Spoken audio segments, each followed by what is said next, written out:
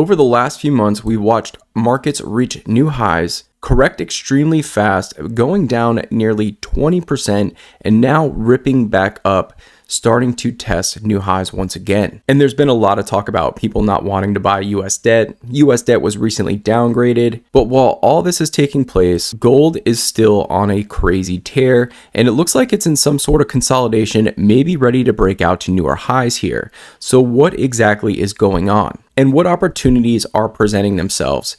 In this video, we're going to touch briefly on exactly what I'm doing, where I'm at, and then we're going to talk a little bit about what opportunities I think are out there with limited risk and some decent upside. A safe place to maybe hide out until we can make sense of what is going on. If you're new to the channel, welcome into Compounding Capital. A few weeks ago, we started a new job and we are contributing a decent amount of money every week into this Roth 401k. Currently, the account is standing at $27.58. And you can see we're overweight domestic, but we recently changed our balance to now we're going to have a little bit more foreign exposure. I do think foreign equities are getting very interesting, and I actually think foreign debt is getting interesting, but we're going to talk about that in a minute here. You can see a list below of exactly what I am buying. Yes, I am buying a decent amount of Disney stock because that is my employer. And the match is pushing nearly 8%, which is pretty nice as well. So we definitely want to take advantage of that free money. And it is a Roth 401k, so we do have that tax advantage as well. But over the next few months, we're going to start seeing foreign stocks take a larger part of this portfolio because I do think that's where some opportunities may be lying. On top of this new job, I've started building out an emergency fund here that's just going into a money market account. And then we have our individual stock picking account,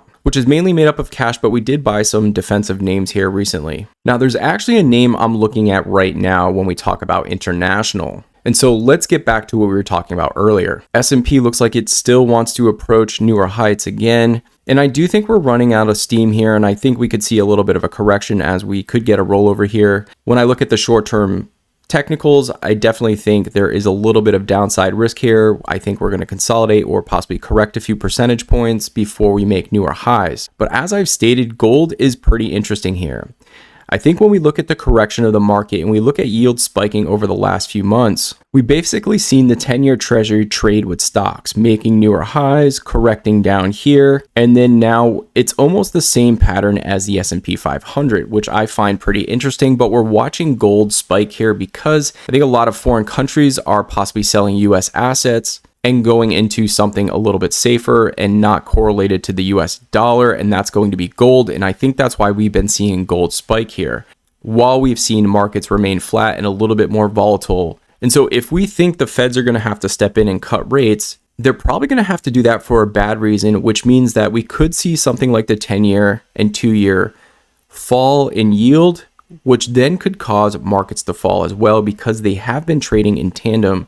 So when we start lining up this thesis, there's actually a correlation with treasuries to US stock markets, which is making me think that US stock markets might have a top in right now. Because if yields break above 4.5%, I think stocks are in trouble. And if the Feds have to step in to lower rates, I think that could scare the markets as well, or some sort of employment scare. But yet gold prices are still climbing here. So now that's leaving me to think, where could you park some money to maybe earn a yield and get some capital appreciation that's maybe not as correlated to the US market and maybe not correlated to gold?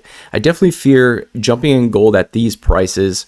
I fear jumping in equities at all-time highs. And I also don't know what to make of the 10-year treasury. With the debt issuance, I definitely think anything over 4.5% on the 10-year treasury gets interesting because I do think there'll be some sort of government bid that steps in and keeps yields under control. But where I'm starting to find some interest is international debt. So I'm personally starting to look at BNDX, which is the Vanguard Total International Bond ETF. If we look at the historic price here, historically this trades between $49 to about $58, $60 a share, currently sitting at $49. So sitting at the lower end, which means the yield is historically high right now, sitting at 4.28%. with an expense ratio sitting at 0.07. And what am I starting to notice here in the technicals? We're starting to see a possible bid in foreign debt. I'm starting to notice that there is a bottom forming on foreign debt, and with a yield sitting at 4.28%, that's pretty compelling considering you can still get capital appreciation here. Now, I'm not thinking there's a tremendous upside of capital appreciation, but maybe 10 to 15% with a 4.28% dividend yield. So you could be looking at total gain sitting close to 20-25%. But I also think the downside risk is pretty limited here when you have US exceptionalism possibly leaving and there's money needing to flock somewhere. And I think with gold getting higher, I think with debt issuance of the United States getting pretty extreme, valuations of the US stock market getting pretty extreme, I'm finding this to be a possible interesting area to park some money. So this could be something I start building into over the next few weeks here. I'm not looking to build a huge position, but I am looking to lock up a decent yield with possible equity, with possible capital appreciation upside here. This tends to be a pretty diversified ETF with 76% coming from government and 15% coming from corporate. And we take a look at the diversification. Not one country has more than 1%. So pretty well diversified, and opportunity, I think, for some appreciation here, as maybe outside markets could outperform domestic markets at this point in time. And I think that also puts a bid in foreign debt. As always, ladies and gentlemen, appreciate your time. Thank you so much for spending it with me, and we will see you all in the next video.